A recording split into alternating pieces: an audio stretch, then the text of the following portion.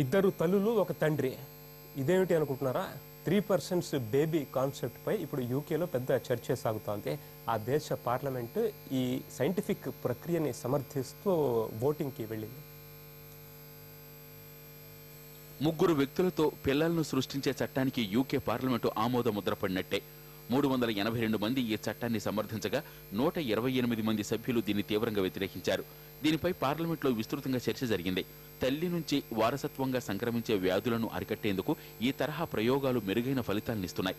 దీంతో ఈ విధానంలో బిడ్డలను తయారు చేసేందుకు చట్టం చేయాలని ప్రభుత్వం నుంచే ప్రతిపాదనలు వచ్చాయి. దీన్ని సభలో మెజారిటీ సభ్యులు సమర్థించారు. ఫైనల్ గా హౌస్ ఆఫ్ లార్డ్ తన నిర్ణయాన్ని వెలువరించాల్సి ఉంది.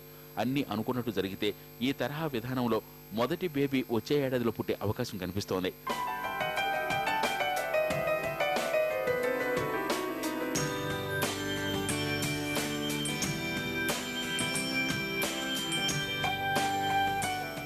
శరీరంలోని కణాల్లో జరిగే అనేక క్రియాచర్యలకు అవసరమైన శక్తిని తయారు చేసే బాధ్యతను మైటోకాండ్రియాలు నిర్వహిస్తాయి.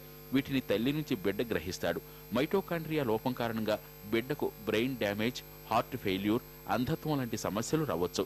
దీన్ని అధిగమించేందుకు ఒక స్త్రీ 2 పురుషులతో టెస్ట్ ట్యూబ్ బేబీల్ని సృష్టించేందుకు అనుమతించాలని చాలా రోజుల కిందటి నుంచే డిమాండ్లున్నాయి. అవి ఇప్పటికీ కార్యరూపం దాల్చాయి. 3% బేబీస్ తయారీకి అనుమతినిచ్చిన మొదటి దేశంగా యూకే చరిత్రకెక్కింది.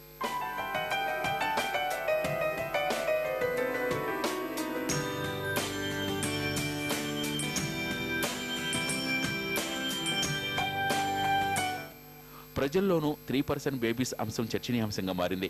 కొందరు దీన్ని సురక్షితమైనదిగా భావిస్తే మరికొందరు ఈ విధానం తప్పు అని చెబుతున్నారు. అయితే పార్లమెంట్లో మాత్రం ఈ విధానంపై పాజిటివ్ రెస్పాన్స్ వచ్చింది.